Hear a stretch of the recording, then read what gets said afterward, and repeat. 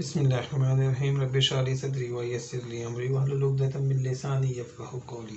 अस्सलाम वालेकुम स्टूडेंट्स, कैसे हैं आप लोग? जी बच्चों, तो ये है आपका question number 16 exercise number 3.8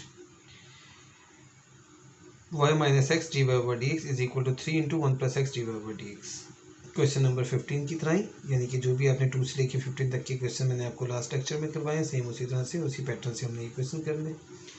D Y और वाई को एक तरफ, एक्स डी एक्स को एक तरफ करना है आपने। तो देखने आपके पास काम किया है, वाई इज इक्वल टू कर दिया, ये उठा के आप इधर लेके आ गए साथ ही आपने ब्रैकेट ओपन कर दी। 3 इंटू 1 प्लस था तो 3 plus 3x D Y by D X plus X D Y by D X. यहाँ से आपने 3 कॉमन ले लें, सॉरी इस तरह से नहीं, यहाँ से D Y by D X common ले लें।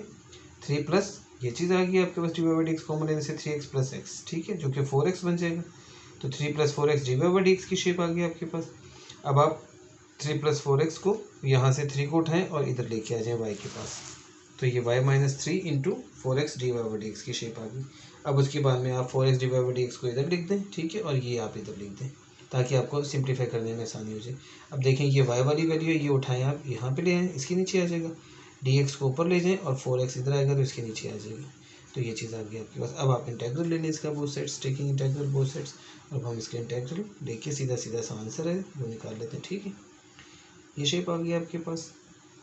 इसके बाद में ये power rule apply, log X power 1/4 plus log C, ये लॉग 2 प्लस हो रहे हैं तो ये सी एक्स पावर 1/4 और ये चीज़ आ गई, ठीक है, जिसका आंसर ये आ गया आपके पास। अब सिंपल वैसे ही काम करना है आपने जैसे अभी हमने किया 15 में और 14 में, जो भी सारे क्वेश्चन आपने किए, ठीक है। ये 17 क्वेश्चन नंबर आ गया आपके पास। Second X plus 10 by D Y by D X, इसमें 10 by D Y by D X को इधर रहने दें, सीकंड एक्स को उठा के इधर ले जाएं, उसके बाद में डी एक्स को इधर ले आएं, तो ये चीज़ आ गई आपके पास। इंटीग्रेशन करने हैं बोथ साइड्स। ये माइनस को फिर मैं इधर कर रहा हूँ क्योंकि ये शेप बना लेगा minus sine Y over cos Y की।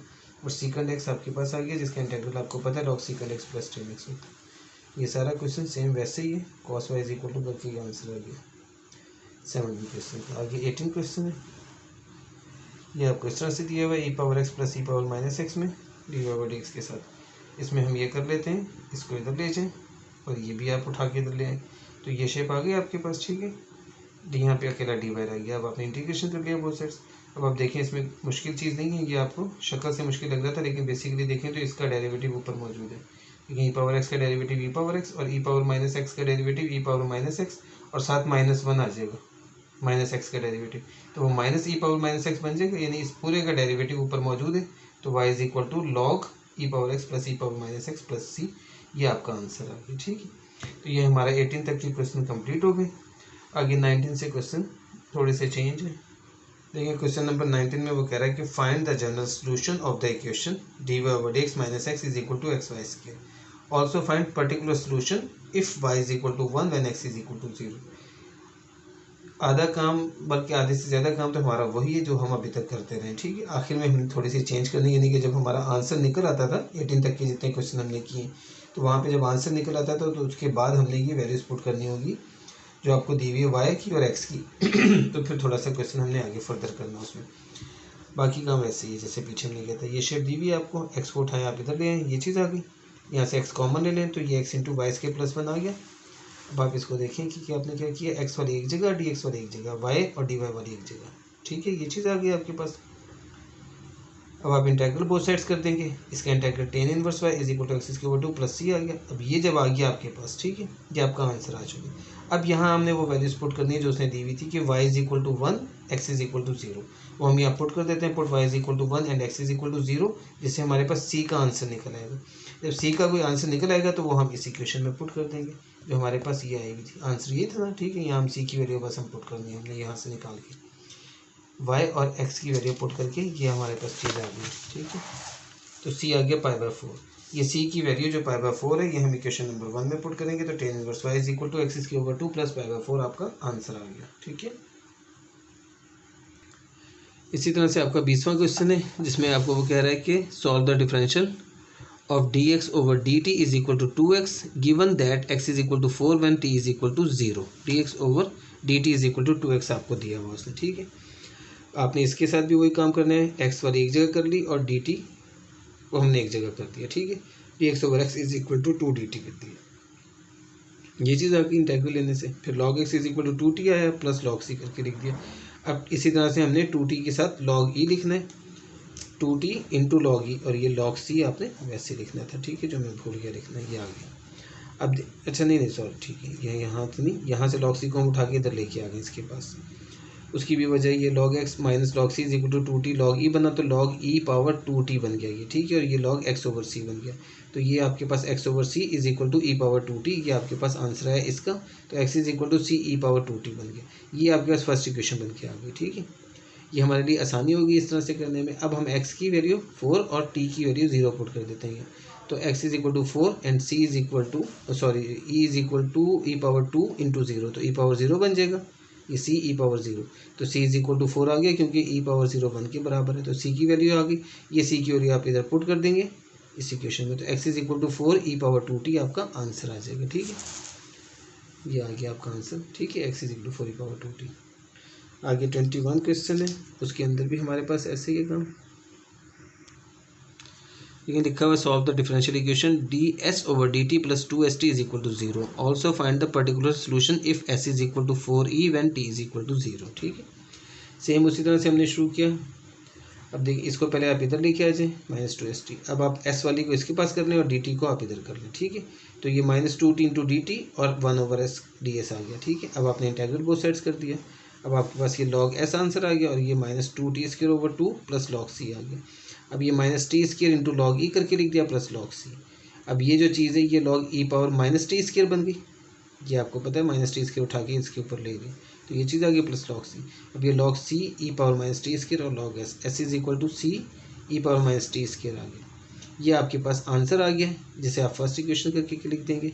उसके बाद में हमने यह वैल्यूज पुट करनी है, s is equal to 4e और t इज इक्वल टू 0। जब आपने पुट की तो आपके पास देखिए ये चीज़ आ जाएगी 4e c इंटू ई पावर 0 ही बनेगा, फिर t 0 है इसलिए। तो ये c is equal to 4e आपके पास c का आंसर आ गया, जो हम इधर पुट कर देंगे, ठीक है। और इस तरह से हमारा ये आंसर आ जाएगा, ठीक है। देखें 4e e power -t square, तो 4e ये भी e है, ये भी e है, दोनों e हैं, तो इसकी पावर 1 है, इसकी पावर ये है, तो इन दोनों को हम ऐड कर देंगे, तो e पावर 1 -t स्क्वायर करके भी लिख सकते हैं ये, और e की पावर यूँ करके -1 -t स्क्वायर है, ठीक है। ये आपका आंसर आ जाता है यहाँ पे s का जी। उसके बाद में हमने लास्ट क्वेश्चन करना है, क्वेश्चन नंबर 23। 22 क्वेश्चन नहीं करना है। 23 क्वेश्चन है, a ball is thrown vertically upward with a velocity of 2450 centimetre पर second neglecting air resistance. Find number 1 velocity of ball at any time t, number 2 distance traveled in any time t and maximum height attained by the ball। ये तीन चीज़ें हमने निकालनी, ठीक। ये आपका basically physics का न्यूमेरिकल वाला क्वेश्चन दिया हुआ है आपको, जैसे फिजिक्स का न्यूमेरिकल होता है उस तरह का क्वेश्चन है, ठीक है। इसमें सबसे पहले तो हम लेट कर लेते हैं कि आपके पास v with the velocity of ball है at any time t is, और उसके बाद में हम लिख देते हैं कि वी नो दैट या वी हैव। आपको खुद भी मालूम है, जिन्होंने फिजिक्स और सब नहीं पढ़ी हुई होगी तकरीबन, जो भी आप यहाँ मैथ पढ़ रहे हैं, मैट्रिक में आपने पढ़ा था एक्सलेशन का फॉर्म होता है चेंज इन वेलोसिटी। चेंज आपको पता है, ये डी जो होता है डी डिफरेंशिएशन जो हो रही है, डेरिवेशन जो हो रही है, ये चेंज इन ही होता है, ठीक है। तो change a acceleration is equal to d over d का मतलब d change in velocity with respect time. तो हम इसे v f minus v i वहाँ लिखते थे ओवर टी करके, जब हमने मैट्रिक में पढ़ा था। यहाँ हम इसे d we over D t करके लिखेंगे, ठीक है, ये चीज़ आ जाएगी। अब चूंकि बॉल जो है वो ऊपर की तरफ जा रही है, आपको पता है कि एक्सीलरेशन में यहाँ पे ग्रेविटेशन एक्सीलरेशन हो जाती है जब कुछ चीज़ ऊपर से नीचे या नीचे से ऊपर फेंकी जाती है, यानी कि ज़मीन छोड़ दी इसने, जब ये ऊपर से नीचे नहीं बल्कि नीचे से ऊपर जा रही है, नीचे से ऊपर जाए तो आपको पता है ज़ोर लगाना पड़ता है हमें बॉल को फेंकने के लिए भी। तो हमें पता है कि इसकी वैल्यू जो होती है माइनस में होती है। फिर अगर ऊपर से नीचे आ रही हो बॉल या कोई भी चीज़, तो वो एक्सीलरेशन पॉजिटिव होता है, वहाँ जी की वैल्यू पॉजिटिव होती है। और हमने जी की वैल्यू क्या लेनी है यहाँ पे, जी की वैल्यू वैसे तो हम वहाँ लेते थे 10 मीटर पर सेकंड इसके, ठीक है। यहाँ पे हमने लेनी है जी की वैल्यू -9.8, माइनस इस माइनस की वजह से, तो -9.8, और ये सेंटीमीटर में दिया हुआ है आपको, दरअसल ये है तो मीटर पर सेकंड स्क्वायर, ठीक है, मीटर पर सेकंड स्क्वायर ये यूँ होता है, ठीक है। तो हमने इसको सेंटीमीटर में कन्वर्ट करना है, वो बात की बात है। पहले हम देखते हैं कि -g लिखा, ये D we over D T आ गया। अब डी वी ऐसे ही रखेंगे यहाँ पे, और g इसके पास जाके -g dt हो गया। मैंने इसको यूँ लिख दिया, -g dt इधर लिख दिया, डी वी को इधर लिख दिया, ठीक है, उससे कोई फ़र्क नहीं पड़ता, लेकिन आसानी हो जाएगी यूँ करके, ठीक है। ये शेप आ गई, d v is equal to -g dt, -g dt is equal to d v लिख दें। ठीक है, जैसे मर्जी, लेकिन ये ज़्यादा बेहतर है। उसके बाद में हमने इंटीग्रेशन बोथ साइड्स कर ली, तो अब ये v आ गया, ये minus G T plus C1 लिखा हमने। अब यहाँ पे हम पुट कर रहे हैं v is equal to 2450, t is equal to 0, क्योंकि एट एनी टाइम t जो उसने कहा था, इसका मतलब ये कि अभी हम 0 पे निकालेंगे इसकी स्पीड, उसके बाद में हम आगे देखेंगे। 2450 इधर लिखा, माइनस जी इंटू 0 लिखा प्लस C1, तो C1 का आंसर आ गया 2450। जो 2450 आया ये आपके पास सेंटीमीटर में ही आया हुआ, ठीक है, क्योंकि सेंटीमीटर पर सेकंड था तो ये सेंटीमीटर पर सेकंड ही है आपके पास, यूँ करके, या ओवर में पर सेकंड लिख दिया।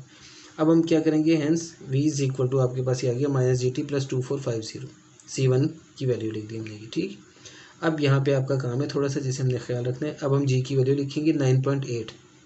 अब 9.8 जो है वो तो था मीटर पर सेकंड स्क्वायर, g जो है वो हमारे पास है 9.8 मीटर पर सेकंड स्क्वायर, ठीक है।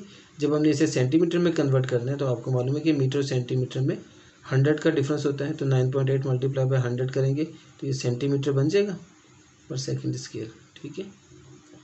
तो ये इसलिए इसको 100 से मल्टीप्लाई करके ये चीज़ आ जाएगी 980, ठीक है। पॉइंट इसका दो वैल्यूज आगे शिफ्ट होना है, 100 से मल्टीप्लाई करने आपको नजर आ जाएगा 980 आ जाता है, ठीक है। तो ये सेंटीमीटर में कन्वर्ट हो जाएगा, इसलिए हमने इसको डायरेक्ट भी 980 लिख सकते हैं, वरना हम यूँ लिख दें, और माइनस वैसे ही आपका आता जाएगा जैसे है। तो ये चीज़ आ गई आपके पास माइनस 980t प्लस 2450, जिसे मैंने यूँ लिख दिया 2450 पहले लिख दिया और ये बाद में लिख दिया ताकि एक शेप बन जाए। इसे आपने देखें इक्वेशन नंबर 1 का नाम देना है, इसे इक्वेशन नंबर 2 का नाम देना है, इसकी वजह आगे आपको नज़र आ जाएगी क्यों कह रहा हूँ मैं इसे। तो ये आपका पहला पार्ट जो है velocity of ball eight any time t वो निकल आया, क्योंकि एट एनी टाइम t में t टाइम उसने नहीं दिया था, इसलिए हमने t को 0 रख के निकाला इसका आंसर, कि वेलोसिटी आपकी at time t is equal to 0, यानी 0 सेकंड के ऊपर आपके पास वेलोसिटी ये है बनी हुई, यानी कि बॉल आपके पास यहाँ पर है। अब हम इसके सेकंड पार्ट में आ जाते हैं, जिसमें आपने distance travelled in any time t यानी डिस्टेंस निकालना है। अब डिस्टेंस के लिए भी आपको वहीं आ जाना है मैट्रिक में, फिर आपने वेलोसिटी का, या इंटर में जो बच्चे फिजिक्स पढ़ रहे हैं उन्हें भी पता है कि वेलोसिटी का फॉर्मूला हमने लिखा ds/dt, चेंज इन स्पीड जो आ गया, ठीक है ना, डिस्टेंस आ गया, चेंज इन डिस्टेंस ये आ गया ds/dt। s चूँकि h के बराबर होता है, हाइट पे जाना है हमने, इसलिए यहाँ पे डिस्टेंस की जगह हम h लिख सकते हैं, तो dh/dt कर देंगे। यहाँ भी हमने वही वाला काम, v को इधर v dt आ गया और ये dh आ गया, इस तरह से।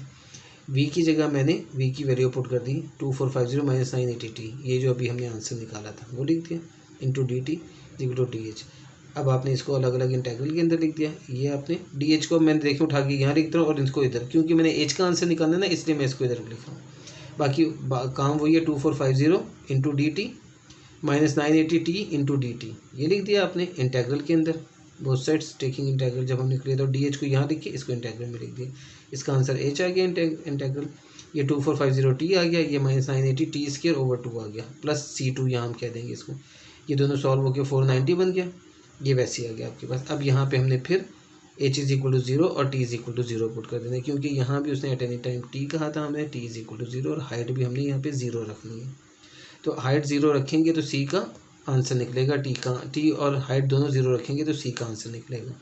अगर वो कोई वैल्यू दे देता तो मैं वो रखता, अब नहीं दी हुई तो मैंने दोनों 0 रखनी है, तो C2 का आंसर यहाँ 0 ही आ रहा है। तो इस तरह से आपकी जो थर्ड इक्वेशन यानी ये जो बनी हुई थी, इसकी शक्ल ये बन गई आपके पास, h is equal to 2450t minus 490t², ठीक है।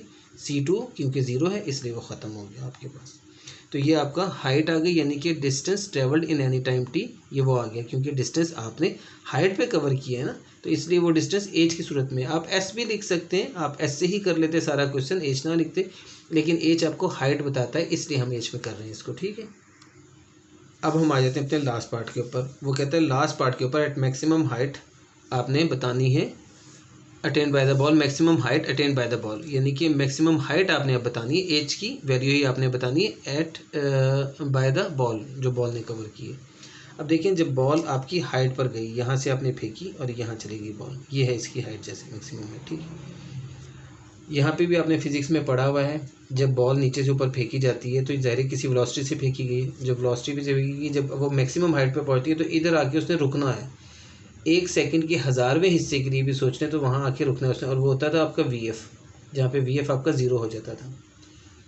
तो VF 0, अब यहाँ पे VF और VI वाली बात तो नहीं, वेलोसिटी ही, यानी कि वेलोसिटी विल बिकम 0 हो जाएगी एट हाइट, तो वो बात मैंने लिख दी, at maximum height velocity will become 0, velocity 0 हो जाएगी, बिकम 0 लिखा, विल बिकम 0, ठीक है, 0 हो जाएगी।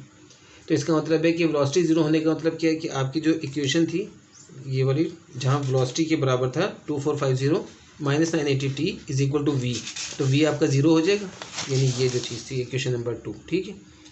2450 माइनस 980 टी वी के बराबर है, तो वी आपका चूंकि ज़ीरो हो गया, तो इसके अंदर से रख के हमने यहाँ से वेलोसिटी ज़ीरो रख के हमने टी की वैल्यू निकालनी है। टी की वैल्यू हमने क्यों निकालनी है? क्योंकि आपको उसने हाइट पूछी है। अब हाइट के लिए मेरे पास टाइम का होना ज़रूरी है, क्योंकि देखें अभी हाइट वाला जब हमने क्वेश्चन हमने हाइट निकाली थी सेकंड पार्ट में इसमें, तो इसमें टी आ रहा है। अब यहाँ तो टी मैंने ज़ीरो रखा हुआ था, तो उसके ऊपर ये मेरे पास कांस्टेंट की वैल्यू आई थी। अब मेरे पास अगर टी की वैल्यू आ जाए मैक्सिमम हाइट पर पहुँचने वक्त टी क्या था, यानी 1 सेकंड लगा, 2 सेकंड लगे, 2 मिनट लगे, 3 मिनट लगे, 3 सेकंड लगे, 5 सेकंड लगे, 2 सेकंड, 2.5 सेकंड, जो भी टाइम लगा आपका, जब वो मुझे मिल जाएगा और मैं यहाँ पुट कर दूंगा, तो इसका मतलब है मैक्सिमम हाइट मुझे मिल जाएगी। तो मैक्सिमम हाइट निकालने के लिए मुझे मैक्सिमम टाइम भी चाहिए कि किस टाइम पे बॉल जो है नीचे से फेंकेगी और वो मैक्सिमम हाइट पे पहुंची, ठीक है। तो इसके लिए मैंने ये काम करना है कि मैंने इसको वेलोसिटी को ज़ीरो के बराबर रख के इस वेलोसिटी वाली इक्वेशन के अंदर वेलोसिटी को ज़ीरो क्यों रखा उसकी वजह मैंने आपको बता दी, ठीक है। तो ज़ीरो के बराबर रख के अब हमने टी की वैल्यू कैलकुलेट कर ली, सिंपल सा काम, ठीक है। हमने टी की वैल्यू निकाली जो 5/2 सेकेंड आ गया, 5/2 सेकेंड, ठीक है। अब चूंकि यहाँ पे उसने सेकंड और मिनट और ये वो चीज़ें दी भी नहीं है, इसलिए बेहतर तो ये है कि आप ना ही लिखें, मेरा ख्याल है सेकंड, क्योंकि कोई तुक बनता है। लेकिन चले ठीक है, यहाँ पे उसने दिया भी, हाँ सॉरी दिया हुआ सेंटीमीटर पर सेकंड दिया है ना हमें, तो ये सेकंड आ गया आपके पास 5/2, 2.5 सेकंड, यानी 2.5 सेकंड में बॉल जो है आपकी मैक्सिमम हाइट पर पहुँच गई है। तो ये टी इज इक्वल टू 5/2 जो है वो हम पुट कर देंगे अपनी इक्वेशन नंबर 4 में, ठीक है जी। इक्वेशन नंबर 4 जो आपके पास हाइट थी यानी कि ये वाली, इसलिए मैंने आपसे कहा था आपने इक्वेशन साथ साथ लिखनी है, ये वाली इक्वेशन। जब हम यहाँ पी की वैल्यू पुट कर देंगे तो हमारे पास एज का आंसर यानी हाइट का आंसर निकल आएगा। तो ये आपके पास वैल्यू पुट करने के बाद ये चीज़ आ गई है। सॉल्व करने सिंपल सा काम, इन दोनों को मल्टीप्लाई करके ओवर 2 कर दिया, फिर इसका भी स्केयर लिया, फिर स्केयर लेके आप इन दोनों को मल्टीप्लाई करें ओवर 4 करें, नहीं 25/4 था ना, तो इन दोनों को मल्टीप्लाई करके ओवर 4 करें तो ये आंसर आ जाता है, इन दोनों को डिवाइड करें तो ये आंसर आ जाता है, ये दोनों माइनस करें तो ये आ जाता है। यानी ये हाइट है आपकी 3062.5 सेंटीमीटर, क्योंकि सेंटीमीटर में क्वेश्चन था सारा, तो सेंटीमीटर में इसका आंसर होगा। तो ये है उसकी मैक्सिमम हाइट बॉल की, जो उसने 2.5 सेकंड में कवर किया था, ठीक है जी। तो ये आपका क्वेश्चन नंबर 23 है। इसी तरह की सेम एग्जांपल है आपके पास पीछे, वो भी अहम इंपॉर्टेंट एग्जांपल में से आ जाती है, और ये क्वेश्चन भी इंपॉर्टेंट है क्योंकि ज़रा हट कर है, लेकिन काफ़ी लेंथी क्वेश्चन है, चांस तो नहीं है ज़्यादा आने की, लेकिन फिर भी आ सकता है। तो ये आपकी एक्सरसाइज यहाँ पे ख़त्म होती है और ये 3rd चैप्टर भी आपका यहाँ पे ख़त्म हो जाता है। तो मुझे दीजिए इजाज़त, दुआओं में याद रखिएगा। अल्लाह हाफिज़।